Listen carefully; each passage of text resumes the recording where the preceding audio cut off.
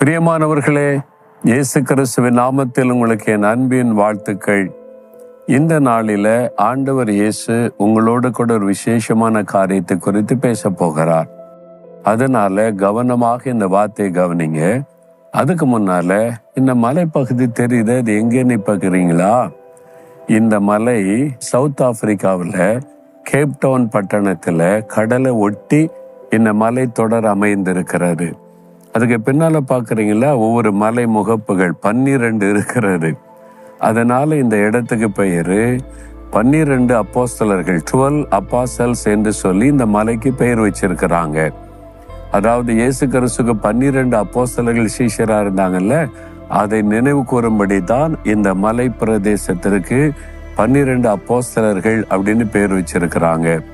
எனக்கு அன்பானவர்கள், இந்த இடத்துல இருந்து பார்த்தா ரொம்ப அழகு. ஒரு இந்த பக்கம் கடலை ஒட்டி இந்த மலைப்பகுதி ரொம்ப அழகாக இருக்கிறது. இந்த தேசத்துல இந்த மாதிரிலாம் பேர் வச்சிருக்காங்களா அப்படின்னு நினைக்கிறீங்களா? அதாவது இந்த சவுத் ஆப்பிரிக்கா தேசத்துல 60 மில்லியன் மக்கள் வசிக்கிறாங்க. அதுல 45 மில்லியன் மக்கள் கிறிஸ்தவர்கள். அதாவது 80% பேர் கிறிஸ்தவர்களாக இருக்கிறார்கள். தேசத்தை ஆளுகிற பிரசிடென்ட் கூட கிறிஸ்தவர் தான்.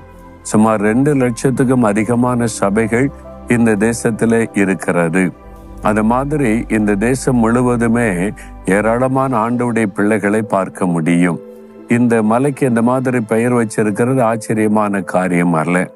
சரி, இப்போ ஆண்டவர் என்னோடு என்ன பேச விரும்புகிறார், அதுதானே முக்கியம். வேத புஸ்தகத்துல எரேமியா 20ஆம் அதிகாரம் 11ஆம் வசனத்துல ஒரு பக்தன் சொல்லுகிறார், கர்த்தரோ பயங்கரமான பராக்கிரமசாலியாய் என்னோடே இருக்கிறார், ஆகையால் என்னை துன்பப்படுத்துகிறவர்கள் மேற்கொள்ளாமல் இடறுவார்கள். இன்னைக்கு உங்களுடைய வாழ்க்கையில பயங்கரமான பிரச்சனை, பயங்கரமான போராட்டம், இந்த மாதிரி பயங்கரமான வியாதி வந்துட்டு இந்த மனிதர்கள் பயங்கரமா எனக்கு ஒரு இடமா யுத்தம் பண்றாங்க. வேலை செய்யற இடத்துல ஒரு ஆளு பயங்கரமா என்ன எதிர்க்கிறாரு. இந்த வார்த்தையை நம்ம பயன்படுத்துறோம் தானே, நிறைய பேர் பயன்படுத்துவாங்க. பயங்கரமா இருக்குது ஐயா இந்த பிரச்சனை அப்படிலாம் சொல்லுவாங்க. பயங்கரம் என்கிற வார்த்தை நம்மை பயப்படுத்துகிற ஒரு காரியமா இருக்கிறது. ஆனா அடுத்த பக்கத்துல பாத்தீங்கன்னா, நம்முடைய தேவன் பயங்கரமானவர். அவர் பயங்கரமான காரியங்களை செய்கிறவர். தன்னுடைய ஜனத்திற்காக கடலை கூட 2ஆய் பிளந்து பயங்கரமான காரியம் செய்வார். அந்த கடலுக்குள்ள எதிரிகளின் சேனையை அமிழ்த்து போட்டு பயங்கரமான வெற்றியை எடுப்பார். அவர் பயங்கரமான தேவன்.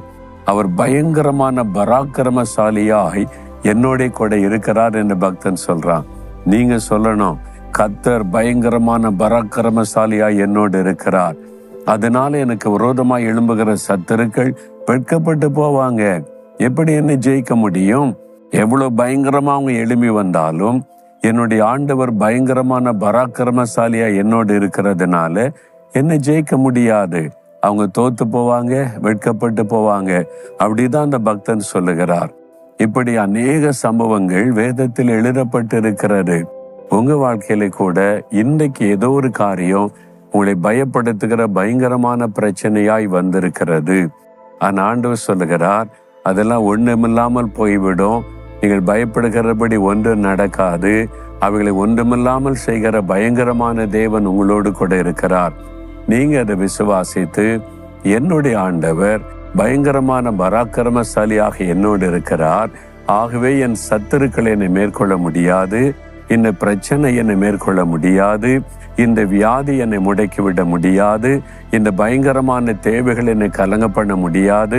என்னால் என்னுடைய தேவன் பயங்கரமான காரியம் செய்கிறவர். விசுவாசிக்கிறீங்களா? அப்படி சொல்றீங்களா?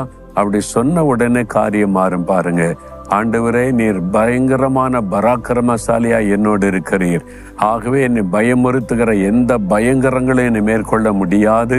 இயேசுவின் நாமத்தில் அவைகளை நான் மேற்கொள்ளுகிறேன். எனக்கு விரோதமாய் எழுங்குகிற பயங்கரமான சத்துருக்களை சிதறடிக்கப்பட்டு போகிறார்கள். இயேசுவின் நாமத்தில் ஆமேன், ஆமேன்.